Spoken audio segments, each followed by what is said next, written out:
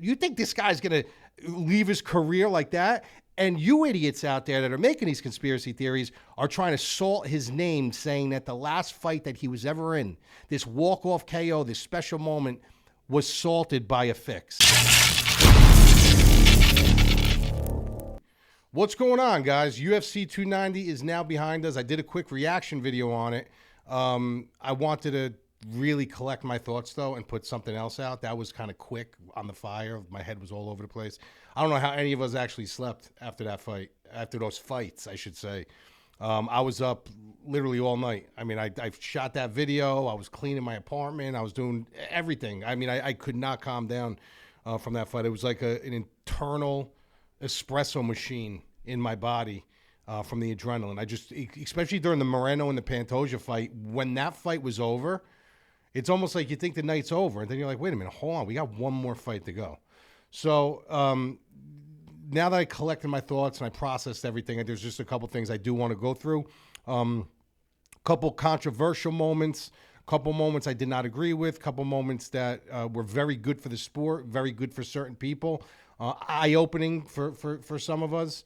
You know, as far as its entirety, as far as how we did, we had an absolutely amazing night. We hit on Dan Hooker. We hit on Robbie Lawler. We hit on Pantoja. Great night. I mean, absolutely amazing night for myself and all my subscribers. Just, you couldn't ask for a better night on such a big card. You know, sometimes when you have these big cards, you know, there's so much invested. There's so much of your time invested with content and making sure everything's right and making sure no stone's unturned. And then all of a sudden, like, one slip, and you're just like, all that work was for nothing. So it's nice when you have these big cards and you absolutely smash. There was really nobody on Hooker. We were like the only people on Hooker. I didn't see many people at all that were on Robbie Lawler. Some people did give him a chance, but nobody really took a firm stand and picked Robbie Lawler. The one blip in the radar, though, is like we're going to get to before the fight, was Robert Whitaker. I was a little surprised by that, to be honest with you. Kudos to Duplessis. I'm the type of person that I am very unbiased when I say that a guy had a good performance, even though I still don't think that Dricus Duplessis is that good of a fighter. I do believe that he did catch Robert Whitaker, and for him to come on the microphone and say, I don't even know what I hit him with. I just turned around and saw his hand on the ground, and I attacked him. It's almost like that was just a right place, right time type of situation. I think if they fight, 10 times, I think Whitaker wins 7 of those times. I would, but it happened. It happened, and I got to give the kid credit. You got to give Duplessis credit, because it's not that if he's good or he's not good. It's the fact that he came up in a big spot and he won. So you got to give the kid credit there. So when you look at the main event, let's start from the top. When you look at the main event, Alexander Volkanovski, Rodriguez, I think we all knew like what was going to happen in that fight, right? We all kind of knew that, outside of Yair catching with him with something, it was going to be Volkanovski's night. He was just stronger everywhere. Go down to the co-main event, Brandon Moreno, Alexander Pantoja, one of the best fights I've seen in a long time. Without a doubt, a front runner for fight of the year. I got to be honest with you. I did pick Pantoja, but after that first round, I felt like the nightmares were coming true a little bit. I think Pantoja really was putting a good pace on him in round number 1. But after round number 1, I said, this is too high of a pace. This guy's never been 5 rounds. His pace is a little bit scary for me. Then when second round came around and Moreno came in, Moreno started doing what he does. You could see, I said, in the difference in his striking from back then to now is it's a different person. It's a different fighter. And he showed that. His punches were coming down the center line perfectly. He was putting them together very well. It's very sharp, right down the center line. Nothing was really loaded up. And Pantoja looked very slow, like in that second round. He would catch him with shots. He would have his moments. But at the end of the day, Moreno was teeing off on him. And you just saw that gas tank was not wavering in any way, shape, or form. So that's when I started getting nervous coming into the third round. I was like, we might actually lose this one. And then Pantoja it was amazing to watch how he would win in all the big moments. The rounds were close, but this is what, you got to understand. When rounds are close, it takes that one person to have the big moment, and that's what's going to steal the round. So Pantoja was the guy in close rounds that he was stealing the moment when they counted, and that's championship mettle. That's just smart cage IQ. That's understanding when to go for things, when not to go for things. It's just not by chance. He knew in those super close rounds, this is where I have my path to kind of reiterate to the judges and assure myself that I'm going to get this round. So super impressed. What a phenomenal fight on both ends. I mean, for the people that thought that that Moreno got robbed, I have no idea what you're watching. I think you should go back. You need to, reassert yourself in watching a lot of film because you don't know what you're talking about. The fight was extremely close, but they have the rounds scored separately for a reason. Okay, so I don't care how close the entire fight was. I don't care how close every round was. Somebody still has to win and lose those rounds. So I had the fight scored 4-1, extremely close rounds. But like I said, Pantoja just did the bigger things in the bigger spots when they mattered the most. So they gave the Pantoja. I gave Moreno round number 2. The rest of the rounds I gave to Pantoja in very close rounds. The other thing I hated about that fight was the crowd. There's something to be said about these corporate tickets and these suits that go in there that know nothing about the game, that don't appreciate the game, and they were literally booing these guys in possibly what it is to be the fight of the year by far as of now. And that's insane to me. That's disrespectful to me. That's disgusting to me. I understand, listen, Mexico, they had a big crowd there, pro-Moreno crowd.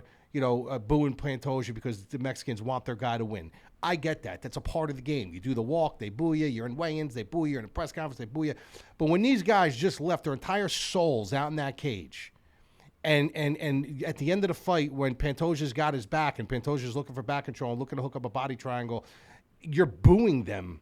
Like, get your khaki pants, get your company button-down shirt, and get out of the arena. You don't even deserve to be live for a fight like that. You don't even deserve to be live for a fight like that. If that's the way you react to two guys literally putting everything that they know in the cage and leaving it there that night, you do not deserve to be there for a live fight. So take your khakis and take your office shirt and hit the road, Jack, because we don't want you here. Well, we don't even want you in this sport. There's diehard MMA fans out there that would have killed to be at that event. And you got these corporate seats all over the place with these guys that don't know the first thing about fighting. Just shows, honestly, the way society is today.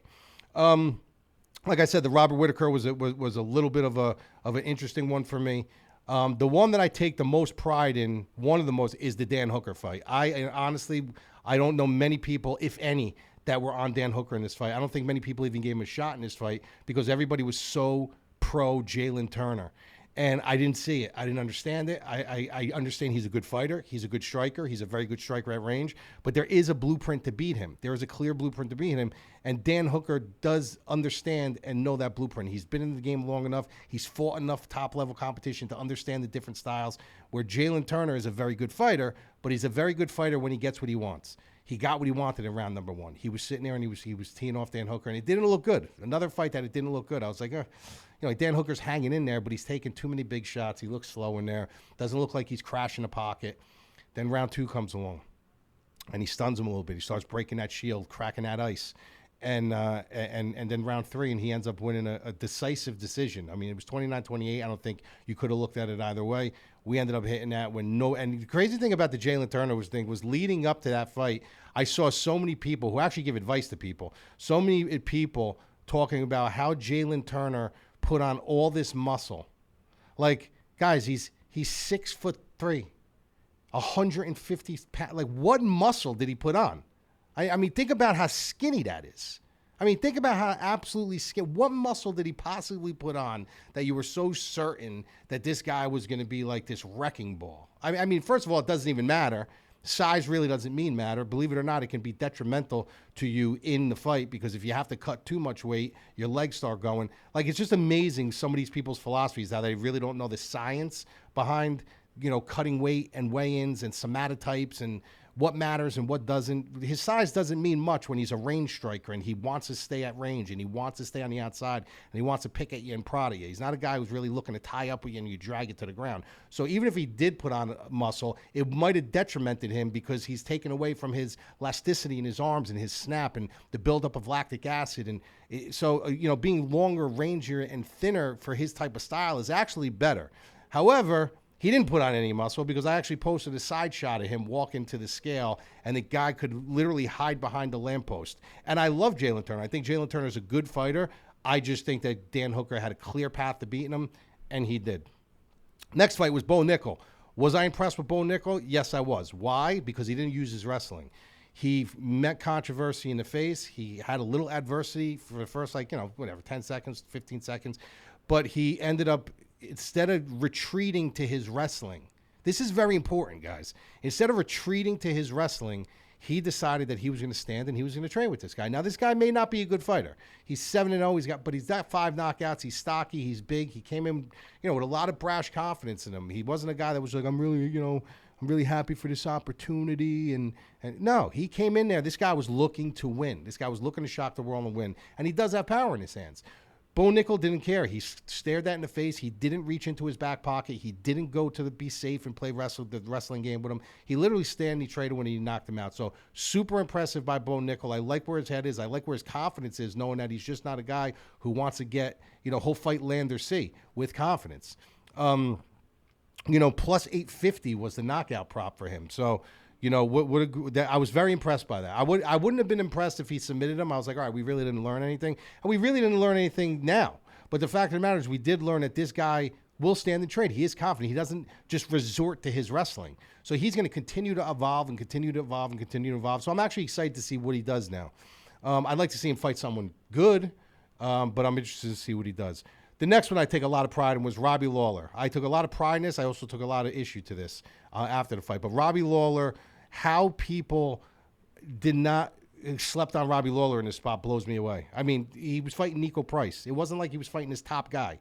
He was fighting Nico Price. This is a kid who's been in the organization for 20 years. Do you really think that the UFC was going to send this guy off on a fight where he was going to be flattened out on the canvas? He's not some normal guy retiring. This dude grew up with the company. You hear Dana White talk about him all the time saying, I was raised in this company with Robbie. We were kind of raised in this company together. You know what I mean? So you really think they were going to send him on his way against a guy who he had no chance against? These matchmakers are intelligent for a reason. They know what they're doing. Okay, they know what they're doing. This fight, as soon as this went on the board, I was like, this is a Robbie Lawler win. And I was like, everybody's going to be on him. I was so shocked when I saw people picking Nico Price in this spot. It actually blew me away to see how many people were on Nico Price. And I was like, these people just, I don't get it. So I was super stoked for that. The thing that aggravated me about this fight was, it seems like conspiracy theories now are just a thing of everything. Like they're in everything we do. I mean, it's in the food you eat now. I mean, literally, like if you take a bite of a burger and it's not big enough, there's a conspiracy theory that there's the aliens took a little piece of your burger and they're bringing it up and they're storing it in a bank for you. Like it's nonstop, the conspiracy theories that go around. And I laugh at some of them, and some of them are funny, and some of them sometimes do make sense. But when it drips into things like this, you want to snap. Like I literally wanted to snap when I went on Twitter after this fight and I saw the tweet saying it was fixed. Nico Price took a dive.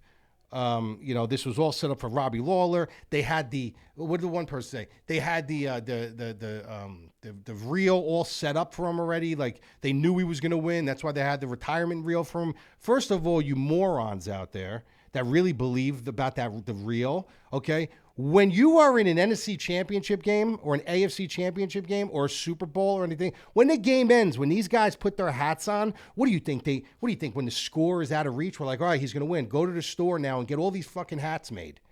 They're made already. And you know what? If they lose, they lose. They go into the go. The hats go wherever they go. The shirts go wherever they go. These things are made for both teams already, okay? And as far as the retirement reel, you don't think they were going to play that anyway?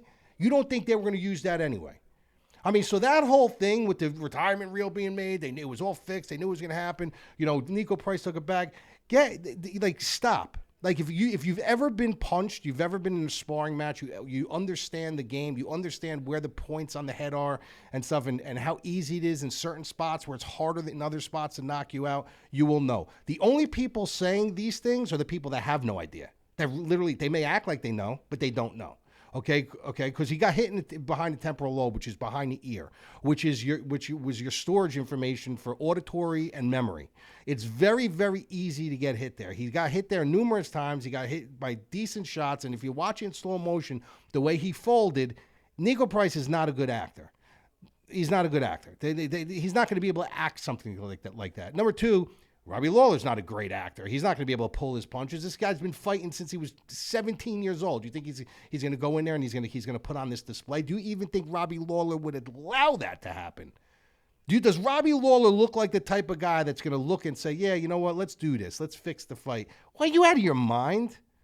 Like, the people that are saying this, not only is it disrespectful to Robbie Lawler, forget about everything else. It's disrespectful to Robbie Lawler, a guy who's literally put his body on the line, who, when he fought Rory McDonald, he had 3 lips hanging down. Where I mean, one of the most iconic moments in the sport, when they both get face to face and he spits blood on the canvas, and then at the end his lip is severed where this part's moving. And you think this guy's gonna leave his career like that? And you idiots out there that are making these conspiracy theories are trying to salt his name, saying that the last fight that he was ever in, this walk-off KO, this special moment, was salted by a fix. You guys should be disgusted with yourselves. Seriously, you guys saying all this stuff, you guys should be disgusted. And you can't take it back because we all know who said it and how you said it. So you can't take that stuff back. That's disgusting that you guys would even think that, you would salt this guy's moment, especially his moment. So that's what I'll say about that card. But I'm very happy he won. Tyra and Chares. Tyra looked good, but it took him a little while, right? He did put himself in some tough spots. We did talk about Chares, how he was, pretty decent everywhere, not great everywhere, but he can hang in certain spots. So that was a good situation. Oh, Jags and Gomes, man. I mean, let's talk about that for a minute. I didn't see that coming. That was one fight I didn't see coming. I didn't even get to that on the reaction video because we were just so caught up in the main and the co-main. But Jags, she didn't even get a chance to get off. I mean, literally, she didn't even, 20 seconds in, boom, she gets clipped. She gets put down. So do I think she wins, 7 to 8 out of 10 times if they fight? Yeah, I think Gomes rushed in, caught her. She almost did like an Alexander Hernandez did to Dariush, right? Walked in, got her cold, put her out. She won the fight. I don't think she's a better fighter, but she won the fight. But that was shocking. Jimmy Crute, Alonzo Menafield, I called it the fight of the dum-dums. It is the fight of the dum-dums. However, Alonzo Menafield did not fight like a dum-dum. Jimmy Crute is a dum-dum. I mean, that's call it what it is. The guy should, I don't know what happened to him. I really don't know how he looked horrendous. It was probably the worst Jimmy Crute performance I've ever seen. And he was like taking his gloves off in the cage. It was like, I don't know what he was doing, but Menafield looked good, man. Menafield did what he had to do. He was smart in there. He stuck to what he did. He eluded the takedowns. He looked good. I got nothing bad to say about Menafield, but Jimmy Crute, I don't even know where he goes from here. Go early, Petrino, Prochnia. We all knew that was going to happen. I didn't expect a submission. I actually thought he was going to knock Prochnia out, but 3rd round submission. He looked really good. Cameron Saman, love this kid. I said it from the beginning, love this kid with the knockout. Aguilar, another fight where I didn't think he would get the knockout. I thought he would definitely get the submission, but 17 seconds into the fight, he knocks Shannon Ross out cold. So hopefully it's the last we see is Shannon Ross. And Ribovics, that was a great fight to open the card. Ribovics and Kirk was such a good fight. Kirk looked really good, actually. Kirk looked better than I saw him look in a while. That extra weight that he put on, his striking looked good. He looked sharp. He was pressing the pocket. His chin looked good. But Ribovics was just, I mean, this kid just has volume for days, does not gas out. And that's where this fight was won and lost in the cardio department. Kirk just gassed out. But I was happy with it. I was actually sweating that Ribovics bet for a while. During that fight, I was curious to know, is this kid going to, because it didn't look good in the first round. It didn't look good. Then he came back in the second and third round, and he ended up winning the fight. So overall, what an amazing card. Amazing card. The one thing I could have did without, too, was, I don't know if you guys caught this. I'm sure you did if you watched the card. What was Israel Adesanya doing? Like, what was the point of that? I mean, why come into the cage and say that over and over and over and over again? Like, what that to me, and listen, I'm a big Izzy fan. Those of you that know me, like, I'm a striker at heart. I love his striking. I think he's a magician when it comes to striking. He's a sniper. He sees things ahead of time.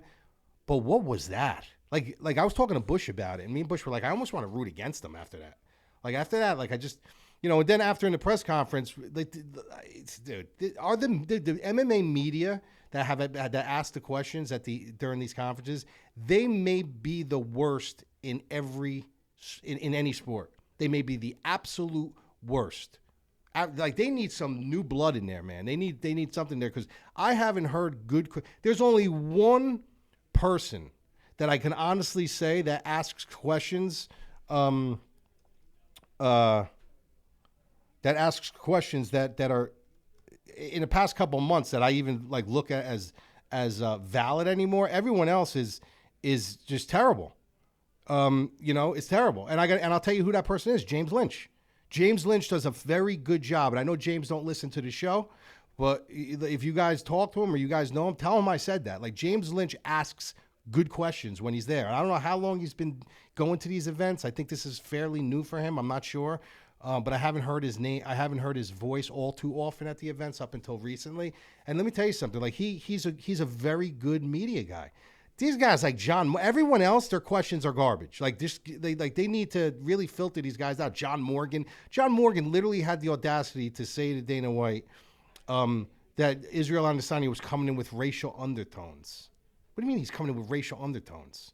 If it was the other way around, you could say it was racial undertones. If it was Duplessis saying it to Izzy, but how can that be racial undertones with Izzy saying that to him? So he tried to make like a racial thing of it, and Dana White literally looked at him and laughed and put him in his place. Like, it's amazing how people take things. I got to be honest with you, Dana White, no other CEO of a company would ever answer the question and put John Morgan in his place like Dana White did. That's what makes Dana White Dana White. You guys can love him, you guys can hate him, but how you don't respect him is beyond me. How the media doesn't like him and then puts on the happy face. They bash him on Twitter, they bash him here, they bash him there, but in his, you guys are out of your minds. People who don't respect Dana White and don't think that he's good for the company, and you think the company would be where it is today if he was not there, if somebody else was at the reins, you're out of your mind.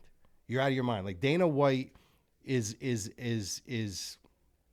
literally the greatest promoter in sports. I mean, I hate to say it. He's the greatest promoter in sports. You want to talk about Vince McMahon and you want to talk about stuff like that. I get it. Okay, Vince McMahon, he's the pioneer.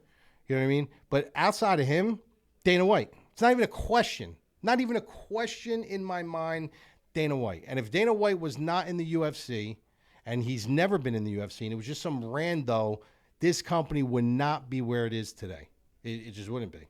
So that's my thoughts. Guys, we got a lot of content coming out this week, so please subscribe to the channel, like, comment below on anything I talked about today. If you agree with me, if you don't agree with me, don't be afraid to come at me. If you think some of the things I said were off or not, I will try to comment to all of them and react to all of them. But we have a lot of content coming out this week, so definitely come back, subscribe, hit the notification bell. I will see you later on in the week.